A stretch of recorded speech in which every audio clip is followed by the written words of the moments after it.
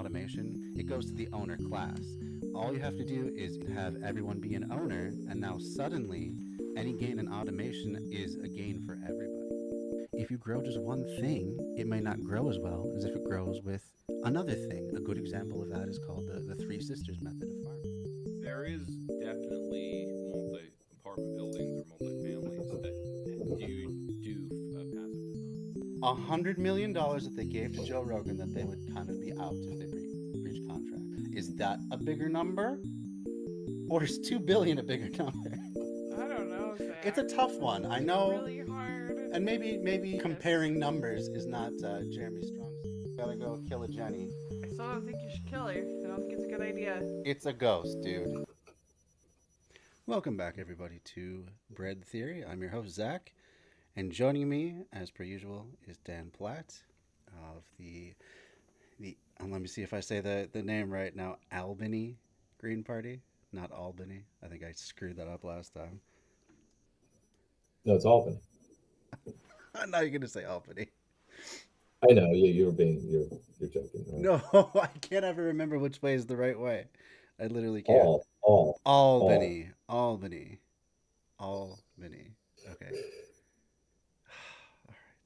Okay. I think it confuses me because you refer to yourselves as Albanians, so then I say Albany. But who does that? No, we don't. oh, I thought you said Albanians at some point. Well, yeah, but Like as a joke, I'm sure, but yeah, right. It's all Albany. Albany. Yeah. Okay. I'm so sorry. Albany Green Party. How are you doing tonight, Dan?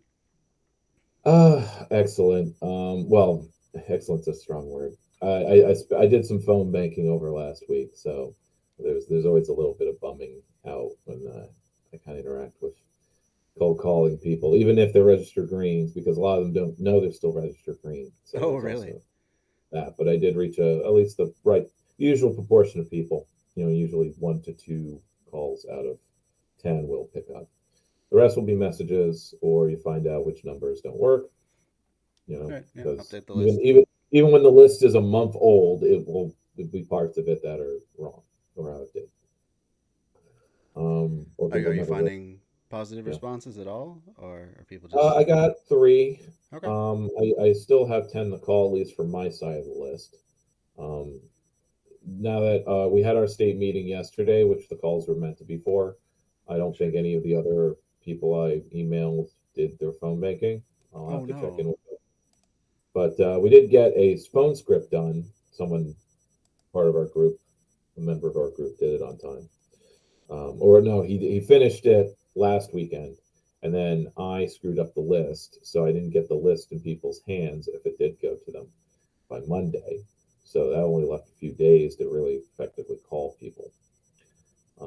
Even if it, because it basically do 10 calls a half hour is the usual amount of time it takes. When you're doing phone banking via an automated system that like kind of has all the numbers, so you don't have to dial them in, like you can get it down to many more calls an hour. You'll cut the time in half.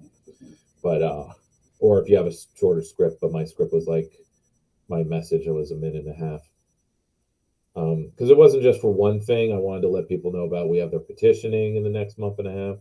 We have 45,000 signatures to gather in 5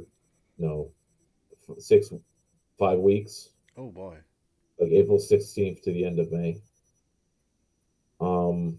Yeah, Howie Hawkins jokes, or at least when he's lobbying our state legislature about it, that the only place in the world with more onerous ballot access hurdles is it's actually more than what it takes to get on the ballot to run for the Russian Duma. So he jokes, it's like, I just want us to get back to the Putin standard for ballot access. Yeah. And this is mostly due to Andrew Cuomo. He's the main person to blame. But the rest of the legislature is complicit in voting for it. But it was one of those things where he put it in the omnibus package for COVID relief. This was at the height of the crisis. So this was the cry of the lockdown. So it was such a sneaky fucking thing to do. And the justification that like he has half of the politicos believing that like he was doing it against the Working Family Party, but they endorse him every time. So it was like, what? But anyway, It's not adding up. the little positive is that over the last cycle, we have had a 50% increase in those who registered as Green Party. Oh, that's good. I always knew it was around 200 in the past. Now it's about 300. Nice. We actually have we have a dozen more registered voters than the Libertarians do, which is kind of, so the next goal is to then get above 1,000 registered voters to actually have more than the Working Families Party. That would be a nice goal. Yeah. What that means, usually get there via voter drives and things like that. And I see like voter drives being organized by the Dems and black groups. There's Black Votes Matter. You've heard of them, but they're like one of these little outfits that are in the Democratic Party orbit because they're like Acorn, right? Sure. They were registering people. They were mostly about voter registration, Mm-hmm. but they're doing it. When they register people who register as Democrat, so it's like they're increasing. It's like, yeah, but whatever. They can vote for Greens if we reach them too. Absolutely. But it's about registering Greens. That's about just knowing how many are really able. But I reached one guy and he said, among other, like, he was really bland about like, he wasn't able to help. He doesn't really, but he just said, look, I'm just a guy. And that's both like, yes, it's a very true statement, but it's that one of those brutally honest, like, oh man, he doesn't think he could do anything or have any power. He's just a guy. Like, what does that make me? Am I more than just a guy? Was any other historical figure more than just a guy? It's like, right. They're all just guys. We're all just guys. Right. So it's more like, I'm just a guy. I'm not important, or I don't. But it's really just saying I don't have a political education, but it's also an expression like I'm not looking to have one. Right. I just oppose the duopoly, or I didn't want to register for either of the two parties. Yeah, I don't want to have to think about politics. Yeah, something like that. Well, the people, no, it's weird though, because they had a strong enough opinion to register as a minor party. That's true. People who are registered as no party that are just, I'm registered to vote, but I don't give a fuck, and I don't have any opinion about anything, and I don't want to have an opinion, and I am checked out. So if I were to phone bank people registered no party, which I could do, I'd probably get way more of that, and it would be very depressing. At least with the Greens, I'll at least get like someone who like, okay, I'll check out the site. Okay, I will maybe give you my email. I'll be interested in doing more. But yeah, the Green Party is traditionally a party of activists. The people who are active, doing some kind of environmentalist thing, and they reach out to us, and then that's our recruitment of active members. But as far as just having passive membership, there's always this question, and I'm putting this into our like orientation as a big discussion point, because in the party it was a big deal of what is it to be a member? Is it just being registered? Because that's how the band defines being in a party, but that suits the major parties where they don't have memberships. Or do we want to make it dues based like a union? But in interacting with even other allies and people like that, I find it difficult I have to like arm twist to get them to even register as Green, let alone pay annual dues or monthly dues as supporting members, right? So I've been trying to rack around, like, could there be a middle ground between these two? Because being registered Green is has any meaning, and it allows bad actors to participate if that's what you make your membership. And when you're just a political action committee and you want to make decisions, and if you define your membership as that, to say, oh, well, we need half of our membership, but we need this many of our members to be quorum. But how is it fair to basically say this committee of 5 people are going to speak on behalf of hundreds? Mm-hmm.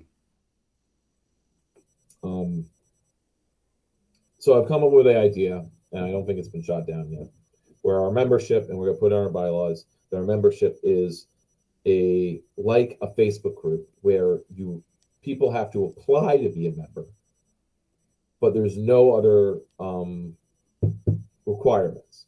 You don't have to be registered green. You don't have to pay dues, though we'd like these things to be true, but it's not required to be an active or even by like passive member. Because if you fill out a form with us, it means we have your good contact information. You'll answer questions about what you're interested in, what direction you want things to go, and what kind of politics you really see yourself as having, for figurative or strategic. Like, do you care about being, taking offices or just influencing people in the office? Because as far as the direction I want to go in, it's like, look, if you just want to influence, there's plenty of activist groups to do that. And unfortunately, it's like those should be where we recruit people from, but they're interested in influencing the Democrats, not subverting or opposing them. So it's really difficult, but you'll have plenty of people who want to oppose them, but also want to keep their options open. And that's the thing that always like burns me or becomes an obstacle, that people want to be independent. They want to be flexible. They want to be able to shift see where the wind's going and shift. If you tie yourself down, you can't. Mm-hmm. Yeah, you're locked in. Yeah, but it makes frustrating. They're political nomads. Well, And that means not putting down roots. It means not building community. It means not having comrades. yeah, it means a fair weather comrade. Yeah, the meeting to me. Yeah, fair weather. As long as the weather's great. And then there's something wrong, and then they skip, which is what we get with a lot of these also ran Green Party candidates. We get it with like people like Cinema, where the Greens, until it suits them, as long as it suits their career. Mm-hmm.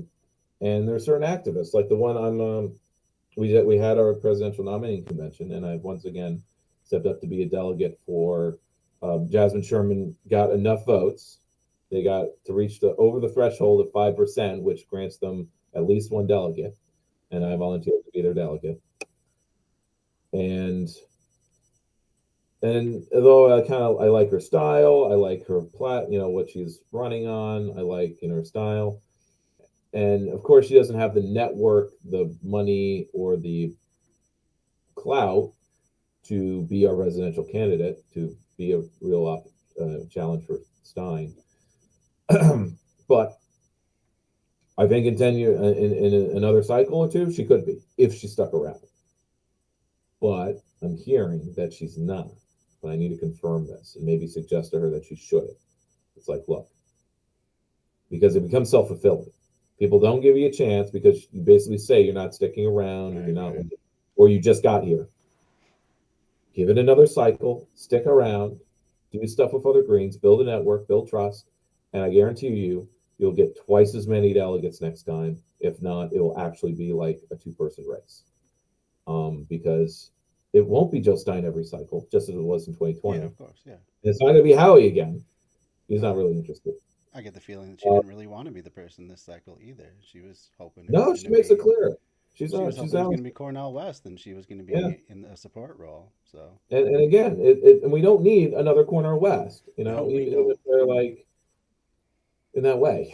And it really sucks that there are some people I know in my area, the Greens, registered Greens, that see Cornel West as the candidate they want to keep supporting. So it's not about the party. It's not about party building or counter hegemony building, because they don't have that kind of political education. And even if they did, doesn't mean they're convinced of it. Of course not. That's a kind of like scientism from the new age movement we want to avoid. Like, well, once they know the truth, then they'll change their mind. Right. Whether so there needs to be more than celebrity offered, or like, I don't know. But the most I can do is just argue what I would like to see more of. And I think celebrities are fine as long as they actually stick with the party. Like Al Franken was a good Democrat for the Democrats. Always handily won his elections, and he stuck with their party. He didn't say, "I'm just doing this because I have greater ambitions. I'm doing this to be a part of the Democratic Party. So celebrities can be fine, but they gotta have some sort of loyalty. But what that means is that when the vote for Israel comes around, you vote for Israel. And Yeah. that's what it means to stick with the Democrats. Yeah. Right. If you want to, and for lefties or progressives, like sticking with the Greens is not some kind of compromise. It means you actually get to keep voting for your principles. Right. You don't get to can be constrained. We don't have Or the same I corporate mean, masters. it constrains you from participating in any centrist politics. That's what it Absolutely. blocks you from. But that's the pro to me. That's why I'm in, because it actually keeps me from even thinking about. I'm completely free from ever having to consider centrist politics, Right. and to do otherwise, to say, well, we have to be able to vote in Democratic primaries because I mean, this is my. It's not a fully fleshed out thought, but I find it deeply ironic, or deep irony, that there are many people that I meet, I hear, or see online that are like, I'm registered Democrat for the primaries to have an effect on the primaries. And now the effect that progressives want to have on the primaries is voting uncommitted, for voting for nobody. What the fuck? Yeah. Like that's the effect you're having. So that's now that's one. It's a pessimistic side of it. The I'm trying to figure out like really how to argue it, because I'm not making a good faith argument as far as the uncommitted campaign is about shifting the Democratic Party policy on Israel. And as far as progressives, liberals are concerned, that is happening. It's inevitable. They will shift. It will just take another 2 years or something, or it will be after this election. Mhm. But I will remind them, like, oh, the way that progressives shift the Democrats on single payer health care or anything else of that we care about, like, what have we shifted the Democrats on? I want to hear this. Union policy? I guess there's some kind of argument there. Maybe. There's the argument against the FCC chair that Biden put in is fighting for net neutrality to bring that back. So, but again, it's reversing things that happened years ago, things that like are already now the status quo, Right. and this is the progressives are always actually trying to reverse things rather than trying to push the Actually envelope push forward. Yeah. go forward, to say no, it's not enough to just have net neutrality. We need to be municipalizing it. That's what the bill should be about. So it's not about having the right bureaucrat in the right agency. No. That's the effect they're having on the Democrats, because it's not showing up in the Congress. It really isn't.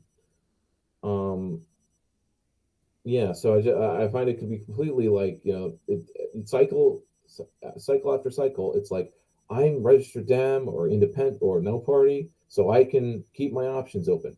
To what end? To be able to switch in case another Bernie comes along, and I need to be a Dem again to have that effect in the primary. What effect did you have? What effect did the Bernie party have in bringing down the left even more and scattering power? Anyway, I'm sure there's other books that make the opposite case that I'm making, and they sort of make a good. I can read a paragraph or two, and then I'll read a third, and then go, well, that's kind of stuck in your own head, or Yeah. or like a book by someone running for office in New Jersey against the old boys club and seeing how authoritarian the party is, but still seeing it as salvageable. That the Democratic Party could be a party for grassroots democracy if we can just get the authoritarians out. But like, then what's the difference between being a Democrat and being minor party? Mm-hmm. It's the same struggle. It's just taking for granted that the two parties are just like inert and can't change. Of course they can't. They are both beholden to corporate donors because they are avowedly capitalist parties. So it's a capitalist. They cannot change. Society. So. Uh-huh. So you get into bigger questions of like counter hegemony isn't done in elections and whatever. So we'll get to that with the no voting video. forget to. Can we do that one first? No, voting video first? Sure thing. Yeah. So this is one of those anarchist YouTubers who only makes a video every half a year or something. Yeah, I haven't heard of this person before. Yeah. Zazidi, is that how you pronounce it? I don't know. I've made efforts They're Scandinavian of a type. Okay. to There's separate another myself who's from the also, like- stereotypical. I mean, you have a lot of leftist YouTubers and bread tubers that are just checking out, like they're dropping what they're doing, and I can't blame them. I think they're actually making a good decision. We really should just abandon this whole propaganda game thing. It's as long as it's being replaced with some other better political project, not that isn't culture war or trying to build a media business, basically, because it's just like that's all it really is at the end of the day. It's a media business, and where you have to chase content mills, and you're making half your videos about Gamergate 2. You have to make videos based on what the right's making videos about, and the right makes videos about whatever they have to chase for clicks. Yeah. So it's a business, not a is. political project, And that not politics. mining that outrage, that is a profitable business model. So, yeah. But there are plenty of those, like as Gopnik's, like leftist pipeline. I think those are here to stay. I think that's all that's needed. All right, well, let's take a look at this video. Far left position of condemning voting. I've admitted that voting doesn't take long. It's fine to encourage somebody to vote who might not otherwise, and that generally there is a meaningful difference between the two major parties in the US and the UK. My skepticism around voting has come from the inclination of various leftists to put their full organizational weight behind liberal candidates like Biden or Stanmer, and end up being subsumed into these parties that hate us and our beliefs and leave our own goals. They are right on the money on that. This drives me crazy to no end when you'll see a streamer like Vosh comes to mind and be like, well, it has to be vote blue no matter who, and he'll give an argument why, but then get totally wrapped up in everything that the Democratic Party is doing and everything that NATO and NATO allies are doing and stuff like that. So yeah, that's like, I can see the logic behind vote blue no matter who, but it shouldn't be vote blue and then totally throw yourself into a capitalist party and get behind them in every way. Yeah, I mean, when you interact with centrist politics, you're doing centrist politics. Even if you're the left wing of a centrist party, you're being part of centrist politics, not left wing politics. Yeah. And the argument made, at least by the smart ones, is that there is no left wing politics. There cannot be left wing politics. It's very fatalistic. There can't be, or we're too weak. So there's no point in doing our own politics. We can't get anywhere, whether it's nationally or even locally. There just aren't enough of us. It's like, look, 5 dedicated people can flip a ward. All right, if you have 5 dedicated people in that ward or working at one ward. So, that's what I kind of have to think about. If I can get 5 people to think about one ward or one race, we can win it. Or organize that, or at least I can build captains out. That's sort of a sub goal of mine. But again, half of the people who even want to be active maybe only have a few spare hours a week, or they're not in the best shape people. So many leftists have, let's see, disabilities from stress. Yeah. Those.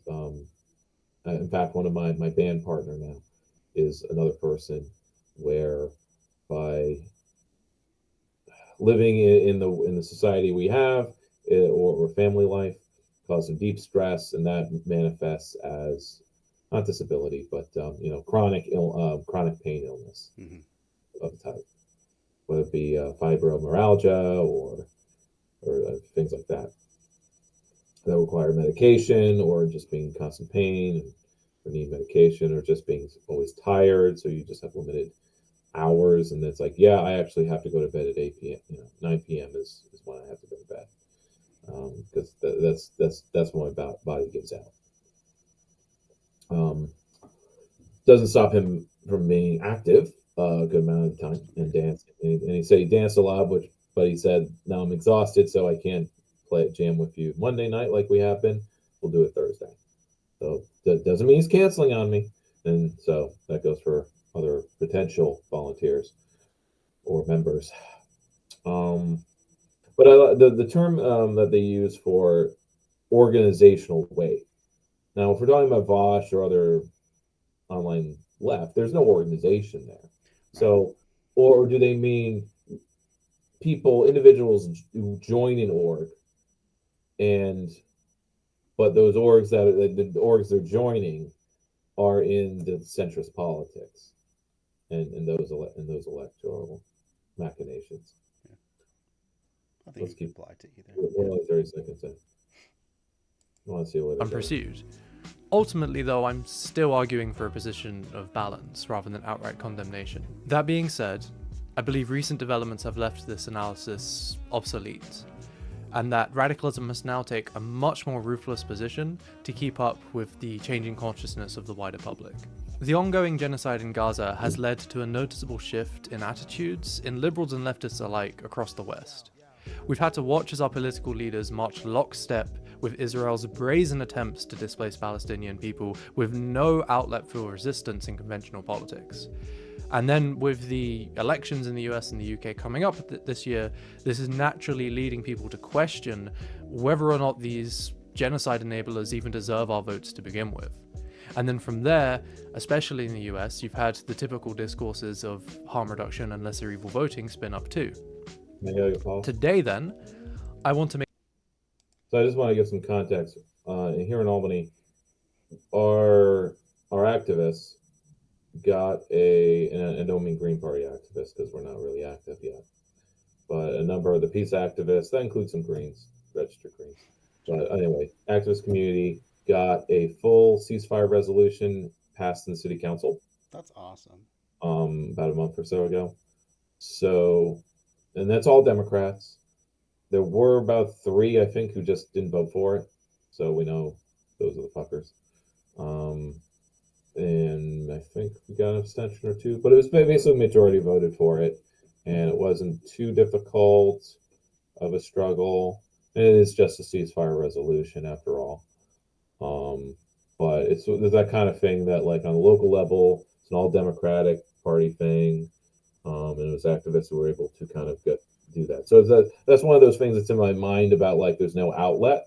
Like, well, on the national level, yeah, because when it comes down to it, everyone on the local level or the next person running for mayor is like, I'm a delegate for Biden, and I'm running with Biden, or I'm a loyal. We're all loyal Democrats at the end of the day.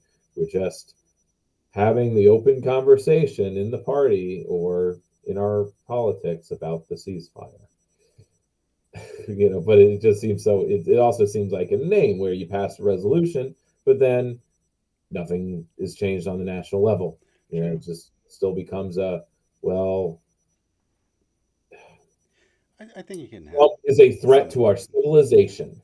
Yeah. I think even if it doesn't directly produce anything, it shows that public opinion is on the side of the Palestinians. Yes. I think that's important. Yes.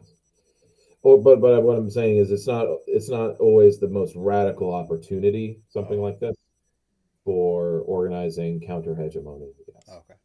Maybe because it is an overseas tragedy and it's not, but what is, like, it's like to shake people's belief in the status quo or to want change because it is such a risk.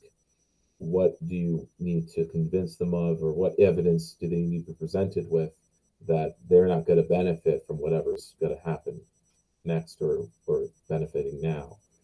Maybe people can kind of say, well, I'm benefiting a little bit, or I did improve my life a little bit. I wasn't prevented from improving my life. So the status quo isn't all that, or something like that. But because the people who are most empathetic about other people suffering that are our cohort. But most people are just concerned about their household. Yeah. What the city, whether the city's going downhill or not, right. Based on how many businesses are closed. closing. So they see that. Very And locally what the and socialists do personally to turn focused. this around, except to say, well, I want the city to basically be able to start its own businesses. That way we have businesses that never close. And if does that matter or not? You know, because that's what we seem to care about, not whether or not it's a friend of ours or whatever. Because again, the people running these city-owned businesses could be those people. It just means that the cost will be affordable. Mm-hmm. But it also means that the city's not getting property taxes or business taxes from those, from these businesses, but we don't have these businesses. So it's like you don't get taxes from that either. So, you're going from a liberal for liberals, it's a catch-22 or something like that, where we just have to attract capital because capital's fluid, it's moving, it's always going to be moving. right. We just have to attract enough of it. And in our case, we have neoliberal investment in developers. But that's only helping, again, the upper echelons of our city, Absolutely. not everyone else. So, and our next mayor candidate is kind of more of the same, but just saying, oh, we have this growth and opportunity, but we just need to be more inclusive. We just need some DEI to balance things out. Man, Bullshit. that is the buzzword of the day. DEI. She didn't say that, but she used the word inclusive like six times. I'm sure. All right, well, let's continue with the video.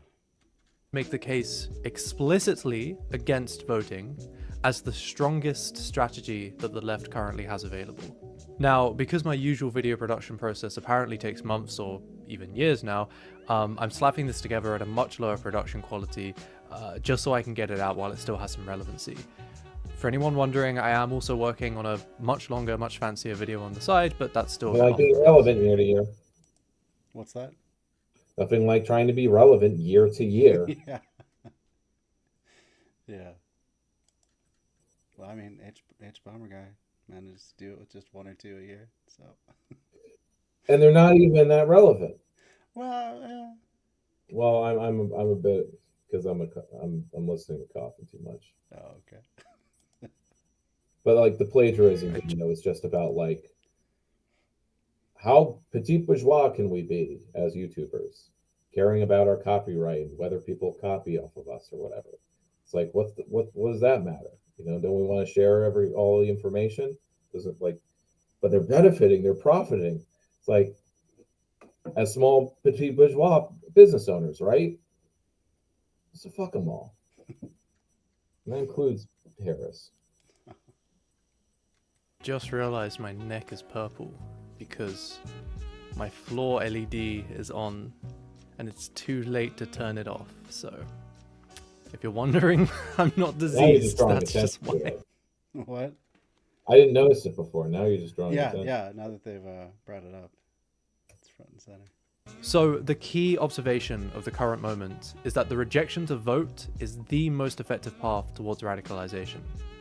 Due to being presented a choice between different genocide enablers, a shift in attitude against voting has taken place for many younger liberals and leftists alike, with the previously unthinkable of not voting for anybody being taken seriously. What's special about this is that not voting is a fundamentally illogical, nonsensical position, yet despite this, people are being drawn to it anyway. This is because, in a political landscape such as ours, still mired in capitalist realism, where alternatives can scarcely be imagined, let alone be made feasible, resistance can often manifest as a desire to reject society altogether. In a sense, the only response to a world in which revolution or even reform feel hopelessly out of grasp is to simply declare, I cannot imagine a new future, but I don't need one to reject the present existence anyway. The urge not to vote is one such instance of a blind resistance. The desire to escape the perpetual dilemma of lesser evilism by rejecting its premise outright. This does nothing to change reality. So I think it's completely illogical. Yeah, I would It agree. is reasonable. It does not change reality at all. It doesn't change reality to not vote. It doesn't matter if the current government only wins with 5 votes. There's still a legitimate government as far as, unless you have everyone not voting also equals non-compliance with all laws, Yeah. state and capitalist. It's not going to happen. But one does not equal the other. You have to organize. So obviously, I think this usually goes towards like, well, don't vote, but organize for more radical strategic politics. But to what end? This desire is, again, raw, it's base, it's unrefined, it's often ill thought out, but this is exactly what defines it as a complete rejection of existing society. Because in rejecting these systems, we also reject their rules, their internal logic, and their entire framework of what makes sense. While those who subscribe to the logic of existing superstructures, our political systems and the electoral process, will insist on how simple and obvious just voting is, that can't change the fact that the desire not to vote is a seed by which a radical desire to change society can grow. Once this rejection bursts to the surface, an incredibly effective path to radicalize these people is to take those base feelings and turn them into a cohesive political worldview. This plays on the same dynamic we saw in 2020 over abolishing the police. An at the time immediately intuitive idea that cleared the way to radical thinking, yet also made no sense within the framework of existing society. And today, this type of demand takes the form of something far simpler, of not having to support genocide. What threatens this budding radicalism is that it must immediately clash It against sounds the like a facts and big logic of downgrade to me. Yeah. That sounds like it's a big downgrade to me. Maybe because that radical concept, demand couldn't conform in any material way because Right. there's no organization to fight for that Right. demand. So you're just left with an impulse to act, but no clear way to Yeah. do it. So it's odd. Like, even if I didn't think electoralism was like I take that for granted because no one, like, everyone, based on just the growth of no party or not registered at all, like, okay, no one really wants to do liberal bourgeois politics. Even though I'm literally holding I got Lenin's left-wing communism and infantile disorder, where he says, like, no, we should very much participate in parliamentarism. And again, actually, he kind of when he's arguing about, it's like, you have socialists in Germany who believe like the people are already too well developed to participate in parliament, parliamentary, voting in elections. I'm like, aren't they? It's like, oh, I didn't realize they're fully developed German socialists. So Right. it's sort of, that quip of, like, the Pope, how many divisions does he have? It's like, oh, your army of non-voters. What a great fertile ground for radical organizing. Yeah. And yeah, I guess we're seeing that in tenant organizing, trying to get people to fight organizing people to fight landlords where they live. I mean, perhaps that could be put towards unionizing or some other sort of thing. But if you ignore the state, you ignore it at your own peril. Right. And I don't think you have to think like the state to want to oppose it, because you do have to actually oppose the state, or you're not opposing a society by rejecting it, because you're not really rejecting it. No. I think it's an illusion when people pretend they're rejecting society. Oh, I'm not going to be a consumerist. I'm just going to buy less. I'm like, we still have to buy things, still have to work wage labor. You got to stop doing all of that. Only crust punks really do that. They're the true people who have rejected society, and no one likes them. True. They're not building a movement. And they're not building a movement, that's for sure. And they end up just destitute at the end of the day. There's a guy, I like him enough. I just wish he would stick around, but he's like, there's nothing for me that it's like, literally all the people he's interacting with on Facebook are in this area. They're the people who actually stick by him and help him out. And he found himself in LA on the other side of the country, and he somehow also lost his whatever car he had access to a vehicle. So he can't even do DoorDash. So he has no means of income, and he's like, I think I'm going to be on the street soon, or like it's desperate. And it's like, how the hell did you get in this situation? and any suggestion that he like at least like, well, someone will offer, I could pay for a train ticket to get you back in New York. He's like, no, there's nothing for me over there. I'm like, the person who's willing to buy you a train ticket is in New York. There, yeah. Mm-hmm. So he's a very depressed individual. He's a guy with a lot of problems. I can imagine. Some self-inflicted, I think, but I don't know what his home life was really like. You have people who say they're so terrible, but it's like, it seems like you had a lot of cool people. You had this huge community. Anyway, I got there from crust punks and the purely prefigurative anarchist types.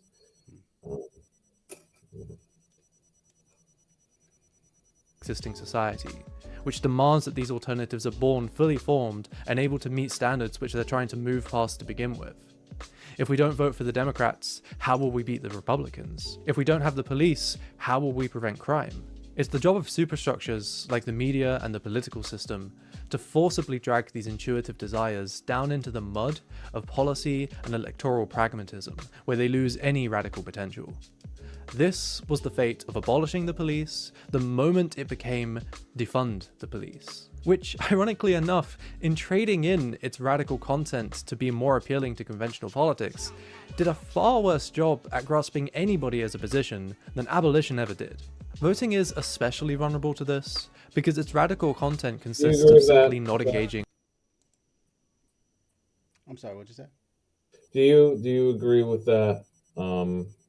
The position where more people were attracted to abolish the police than the more strategic defund the police?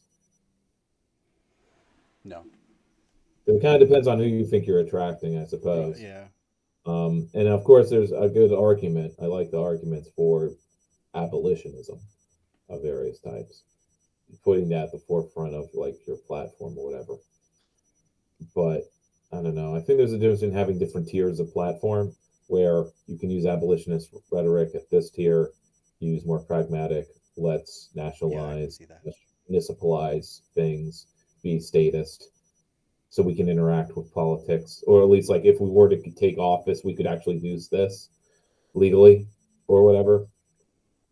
You know, so we can actually saying, yes, we are making a reasonable position here. Right. Even if it's unreasonable to a liberal. Right. Some radicals are just never pleased with anything. You could be completely abolitionist, and then they'll say you're not being practical because there's no way you can interact with the system.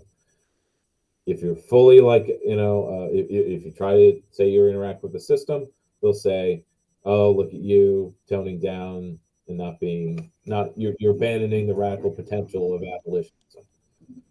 It's like, can't we ever freaking do both or have a dialectic where we're doing two things at once? Because everything else is doing two things at once, whether it be wokeism, the fascists, or the economy, or the capitalists. They're always doing two things at once. That's the dialectic of history, and that's what the materialist Marxists are all on about. And that's sort of where the argument, where the Marxists say the anarchists are not being materialist because they're always about doing one thing and only having one principle, one voice, one vision. That completely falls on its face because it can't do two things at once. Yeah, and you just have to do two things at once. I feel like I can be statist and libertarian. Mm-hmm. It just depends on what day it is or what the task is. And anyway, can't rant forever. Yeah. So, I mean, it's also recognizing that prefiguration depends on being able to do the sort of projects you want to do and having protection from the local state in some capacity. So yeah, and that as smart as influential as Gramsci's prison notebooks were, he was writing them like in bad circumstances, and the lessons he was learning were very particular to the context of the 1920s and Italy and everything that was going on then. Mm-hmm.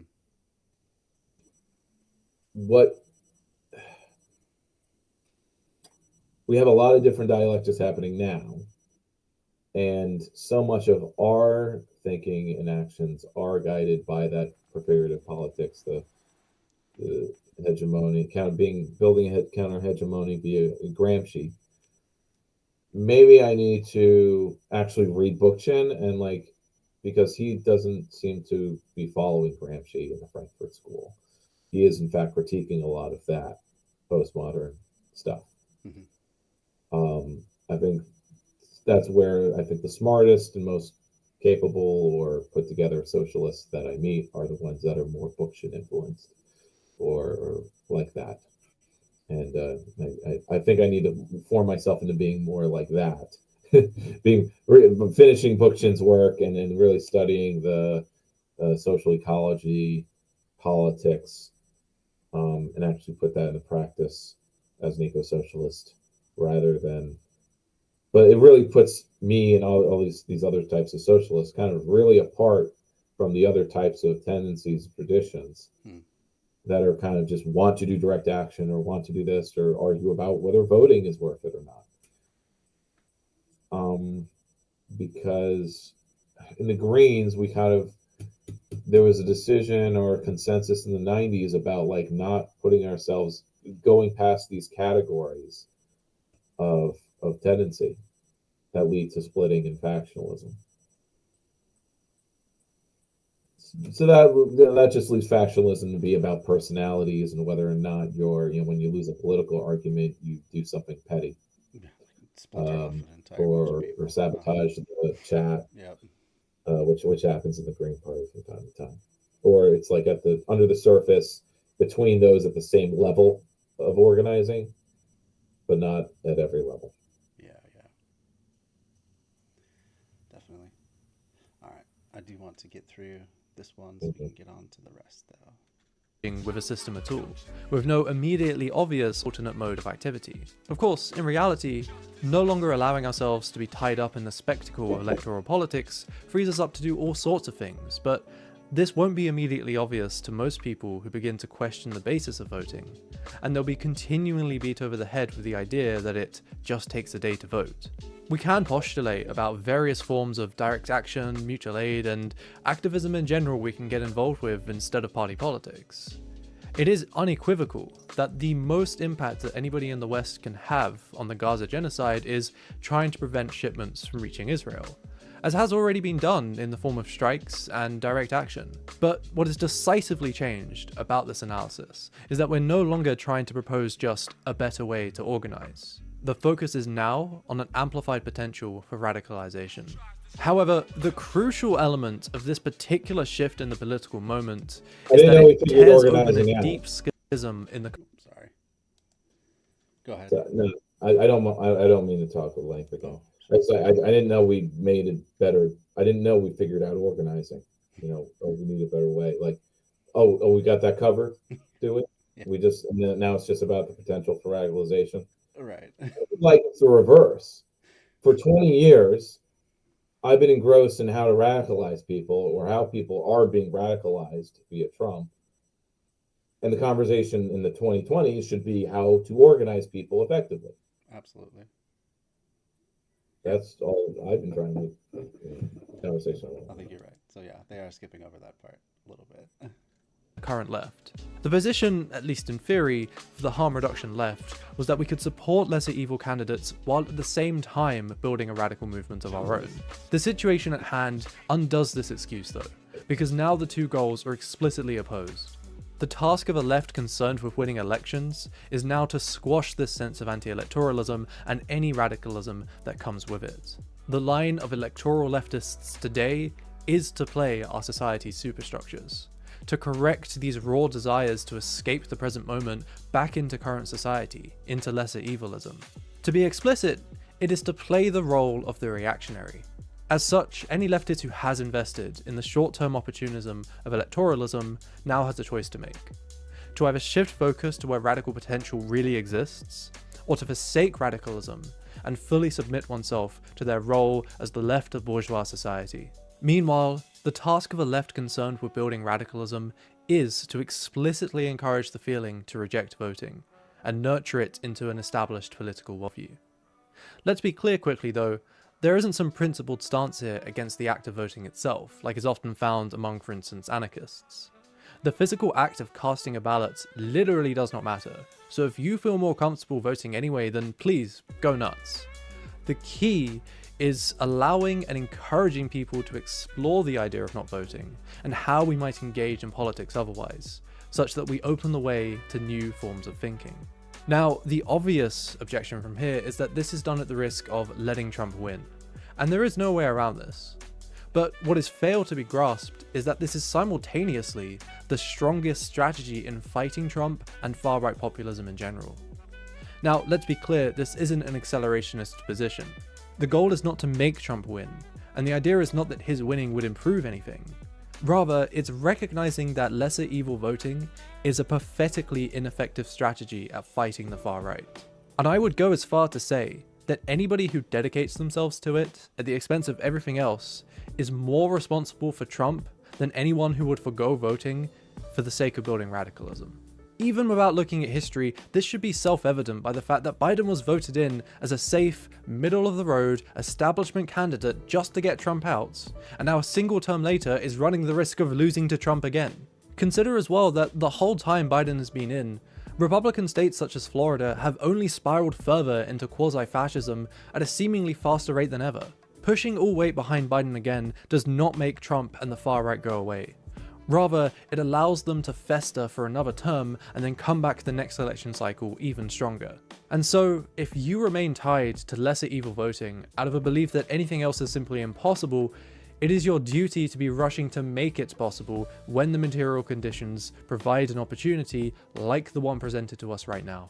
All that's being done instead is propping up a liberalism which fascism feeds off of, and so eventually they will win if this is all we can do. If it's not over Gaza today, it'll be over something else tomorrow.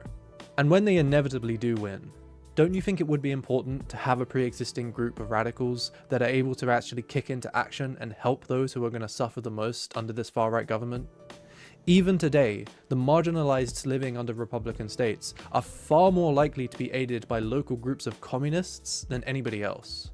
And again, even today, the only way to effectively help Gaza is to try.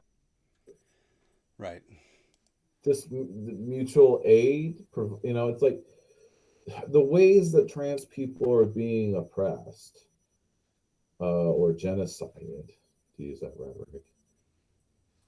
Mutual aid groups are in no capacity, even if they were a bit more organized or better organized, they're not able or prepared to do anything about it. And it reminds me of the communists in Germany in the early 1930s, where they were organizing more to be resistance to the Nazis than they were to keeping them out of power. Right. Say they didn't because they weren't doing United Front politics, centrist politics. Anyway, I think you're right. And like you've been saying, I think you're right in your analysis. This person is saying it has to be an either or. Either you do lesser of two evilism, or you don't vote and somehow organize something else. And there's no reason you can't do both. And an organization that is good at doing mutual aid, but also knows about political organizing and setting up structures of power and doing all the things that political organizations do, would be running for local office. Much more resilient and better in this disaster scenario that they're throwing out there to respond to anything. I agree with the sentiment and half of the rhetoric here where thinking about beyond the binary of the spectacle in the two parties. What I don't agree with is the constraining of what that third option is. Right. To being anarchist tendencies. Yeah, like it has to be outside the realm of political organizing. That minor party electoralism is ignored as an option. It's not argued against fairly. When it is, it's usually argued against as just a form of centrism. And I'm like, no, it isn't. If it weren't, they wouldn't be trying to keep us off the ballot. Yeah. It's The other amazing that argument way. is that, well, they have kept you off the ballot, so it's a no-go area. It's not worth it Yeah. and a waste of time. They've kept us out And of I'm the like, ballot well, at so the is national every level. other form of resistance that you are thinking of doing. Right. And every other tendency. It's always an uphill battle, no matter what you're doing. And I guess there's sort of like, where's the path of least resistance? And that usually leads into some form of centrism. Even when you have really radical intentions. Mhm. Like there's a group in Albany called We Are Revolutionary. And they just partner with the Dems. Okay, so there you go. And to do a voter drive. And so they want to register people to vote, but to basically vote Democrat or I mean, you can register more people to vote, which is a good thing. But if their only option to vote for are neoliberals and maybe possibly some black progressives, then I'm afraid to say you're not revolutionary and you shouldn't. Right. You're just that's just recuperation. You are a part of recuperation to say we are revolutionary and then have a logo like this up. And that's the legacy of 2020 and BLM. All these groups that have this veneer of radicalism, but they are definitely not doing anything alternative. Sure. Even if it's the activity is positive, but is it? But it's not positive in the context that we have capitalist realism. Yeah. The Democratic Party as it is. Though I guess the assumption is if we register enough people, there's more people to then outvote the authoritarians and the Democrats and the neoliberals on the local level.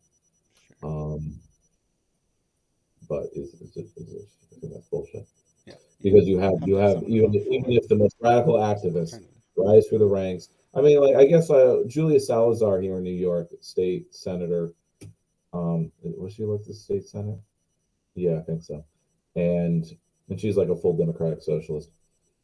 But again, that's the kind of left-wing communism that Lenin and other successful revolutionaries critique, whether it be Castro, Mao, or whatever. It's a form of opportunism. It's like they're really doing their best, but they're doing their best in a shit sandwich, and they know it. They see it. It's a struggle for them. And they're doing their best to push things a little forward in certain ways. Anyway, if there's one more minute. I said my piece about the constraining of what it means to build alternatives. Sure. That's just try and prevent shipments from reaching Israel. Like I said, this is already being attempted, but it hasn't been strong enough to deliver results just yet. Efforts so far are being easily co-opted and pacified by career activists. But imagine what could be done if, instead of supporting the Dems and arguing over whether or not we're obligated to vote for them, we poured our energy into these forms of resistance instead. Even from an electoralist perspective, there's value in rejecting voting today for the sake of pushing people left, to increase the possibility in the future of a left populist candidate becoming viable who could actually maintain a victory over the far right. Viable These where? candidates don't Viable as a Dem, or viable as a minor, or the imagining. Because if you're not building a minor party, then you're expecting a left populist candidate running as an independent. Yeah. So and that's without infrastructure. That means they're doing ballot access from scratch. Right. What Cornel West is doing. And Exactly. it's a shit What show. Colonel West is doing. So yeah. And RK can do it, but he's got billionaire money behind him. Yeah, and how Which is much? obviously not radical, not left wing, and No. not populist. Not left populist. Not going to get the Dems So it's like, nomination. Not going to have the definitely- impact as a. There's this imagination that is a complete fantasy of like what this. Yeah, What I'm could not, be I'm not built really later? connecting those dots that they're trying to make there. That You have somebody's to gonna prepare for propose. what happens later today, Yeah. and so I guess the argument that won me over is always like we need that minor party if we're going to have that left populism be electorally viable. Right. Otherwise, it isn't viable, and that's literally the argument made against any kind of campaign.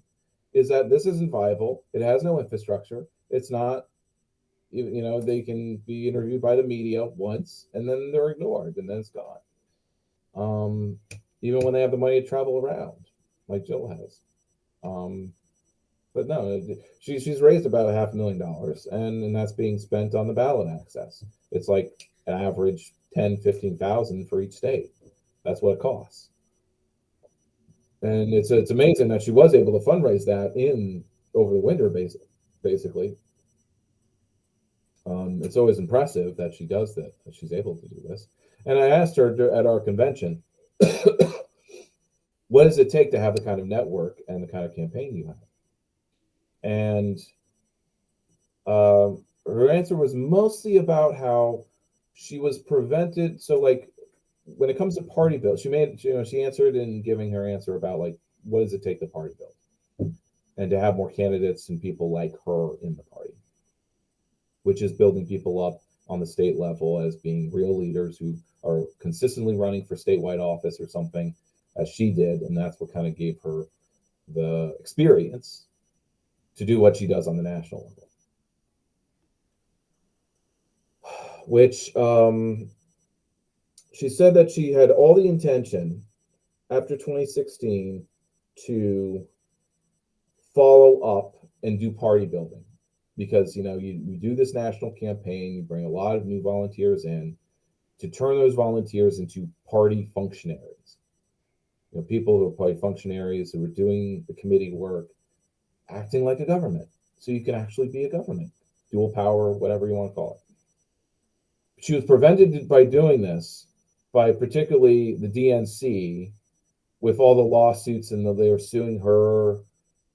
It was like for the recount efforts, basically.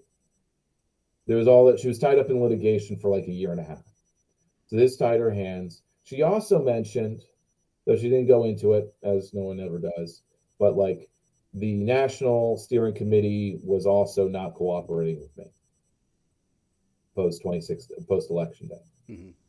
And I think this could be because she was spending the rest of her money from her campaign on the recount efforts and not putting in the party building. So since the DNC was tying her up legally with legal challenges to her even being on the ballot or that her votes were legit, she took that money and did the recount efforts to prove that she didn't cost the election, that her voters were her voters. And she was fighting for democracy when Hillary wouldn't, by doing recounts. And so she spent money there instead of the following up. So maybe there's a misremembering about what really happened. And I'm sure there's different sides of the story. But the short is that it didn't happen. And that's why the last 8 years has been shit for the Greens, because we went, any of the momentum that she had with her 2 presidential runs basically dipped down back to back to a really low level, which didn't really grow too much with Hawkins, or we were left with that level. We were back to 08 level of votes. And so we'll see if, the outrage against the duopoly, candidates gets us a good vote total with Jill again. My friend colleague Peter is pretty optimistic, though, he says something like that every cycle. Right. And Jill Stein will keep saying, like, it's a perfect storm. It's the perfect storm. Like, well, you're kind of saying that in 2016 too. So it's like, could you at least change the wording? Because Right. you're really saying the same thing. Yeah. That this is the perfect storm for for third party candidates. Yeah. Because everyone hates the 2 candidates. And That's not enough. Right, but it's also not enough. That is also true. Yeah. I'm not seeing a flood of volunteers, but maybe in the summertime. Yeah, a lot can happen, especially if Trump ends up going to jail and there's some big outrage. And yeah, I'm not that optimistic. no, I'm not either. But you never know how things are going to go. Yeah, but I'm otherwise resigned for another Trump victory. Really? And just gotta go with the flow. Yeah. We just look. You gotta figure out your strategy for regardless of what is going to happen next year. Yeah. You shouldn't be thinking of a new strategy year to year. I know, like, yeah, you want to stay flexible, but like, you also need to like stick with something. Like, when Mao figured out what he was going to do, he stuck to it for a decade and he won. It seemed crazy at the time, but it wouldn't be Mao, as a History Channel put it, like Mao wouldn't be Mao if he didn't escape and do the Long March. And whether they raped and pillaged along the Long March, they were also organizing people and killing petty tyrant landlords or something. Yep. Getting support. Indeed. All right. Well, let's see how much we got left. Just a minute left, and then that's probably. Unfortunately, that's gonna be the only video we have time for today. Don't just materialize out of thin air after you've waited long enough. They grow out of the pre-existing political landscape, and they're far more likely to gain traction under one full of people so radical they wouldn't even entertain the notion of voting for a genocide enabler. One might suggest that we might not be able to build a radical movement strong or large enough to actually affect the difference needed here, be it in direct action or in pushing for a Bernie 2028 run. But if this is the case, then we also haven't convinced enough people away from voting to meaningfully affect the result of the election. So that's my pitch to not vote in 2024. I know I pretty much just spoke about the US today, but if you're in the UK, you already know that everyone already agrees Labour is as bad, if not maybe worse, than the Conservatives, especially. Is that we put Biden over the top, or that there were enough people motivated, say in states like Arizona, to flip them to Biden in 2020. Because that's what it is. It's not whether leftists are voting or not. It's whether progressives and liberals are on the ground doing the get out the vote and that stuff. Which, are they doing that this year? Are they prepared? Well, we'll see. I mean, if they really believe it's a civilization's on the line. That's about the only way they're going to get people out to vote. Yeah. Because they confuse the U.S. hegemony as being the civilization. Yeah, the standard bearer of civilization and reason and democracy and all that. When really I don't know, it's complicated, but it's like we've been both the promoter and the thing holding it back for the next phase of global world system, which is more internationalist, is more focused on local level and global level. Absolutely. Do things at once.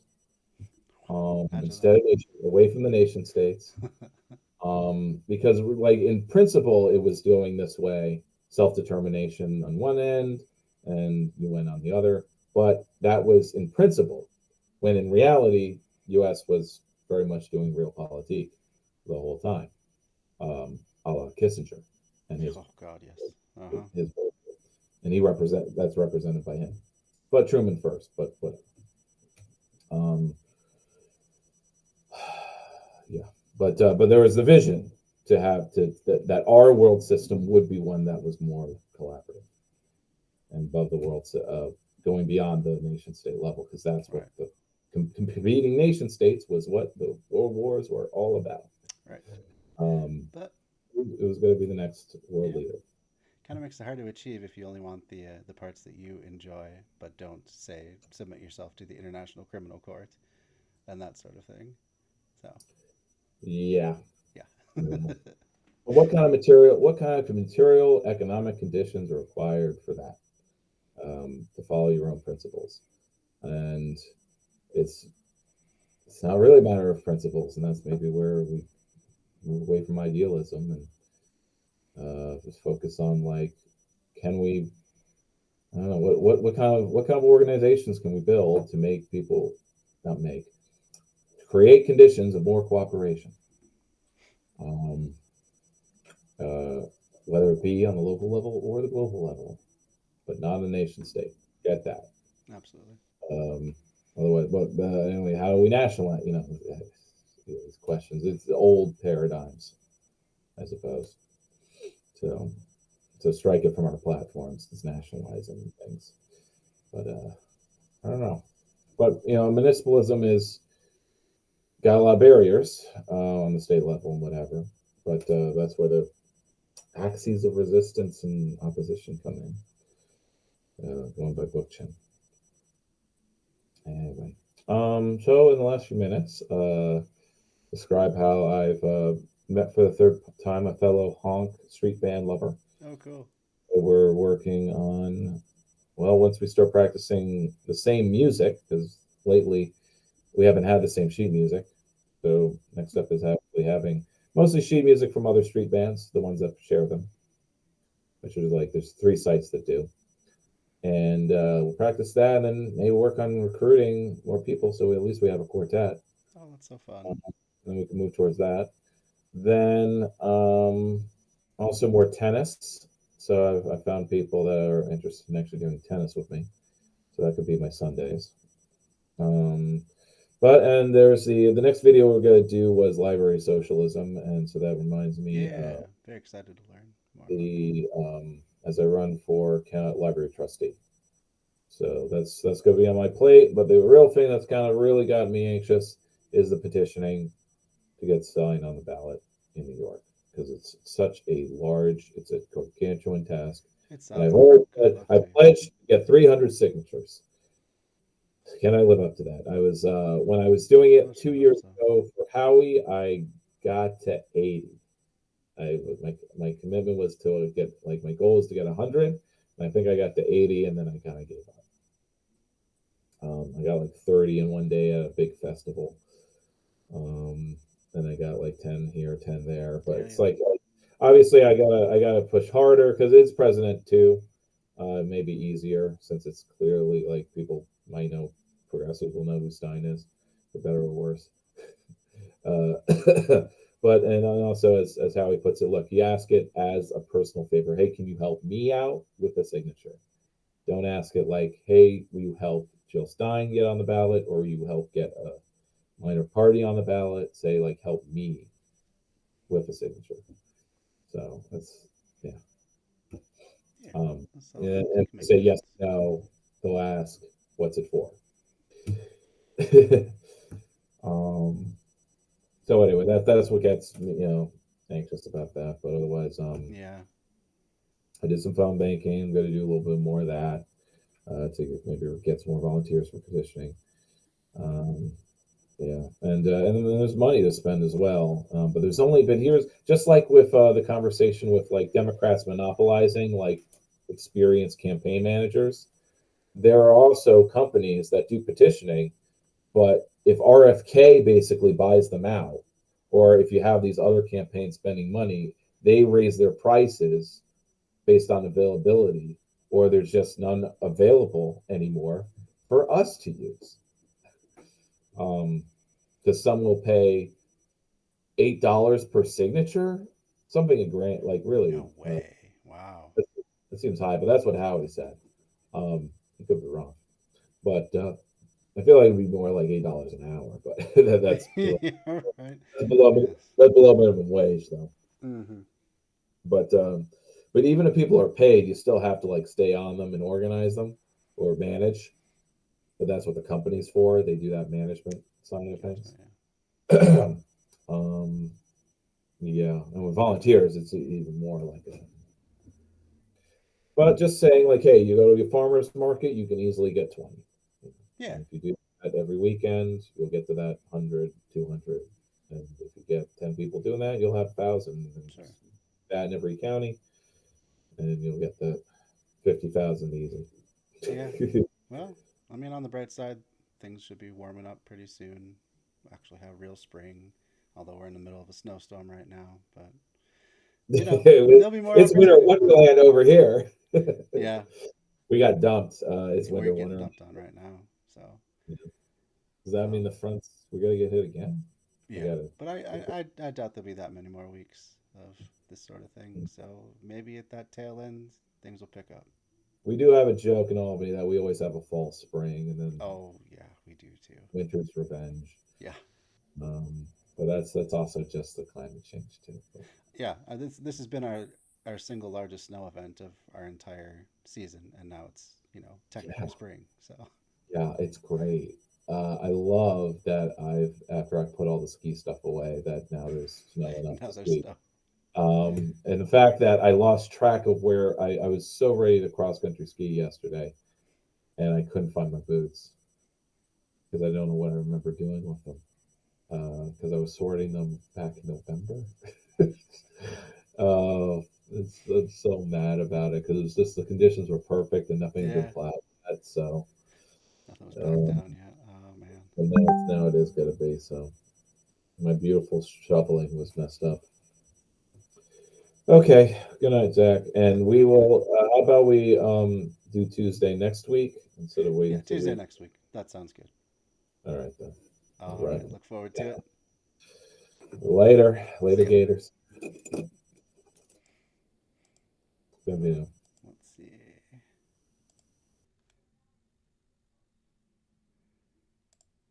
And there we go. That was Dan Platt of Albany Green Party, formerly of the Three Left Show, and What's Left in Albany. Oh, I'm going to stop sharing this screen here. Stop presenting. There we go. Now it's just me. All right. Let's take a quick check and see if there's anyone on.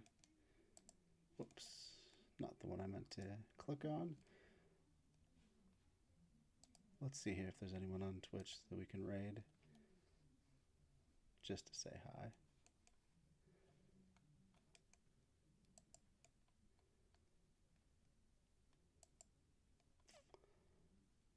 Sure, it looks like Epic Prawn. How many people we got on Twitch right now? Oh, not too many. All right, well, we'll not do a raid per se, but we'll shout out Epic Prawn. Check out their channel there on Twitch. Yep. So I need to go here to put it in the comments. Sorry, you're seeing all the back stuff. But there we go. Check out Epic Prawn. And until next time, guys, have a good week, and I will see you this next weekend.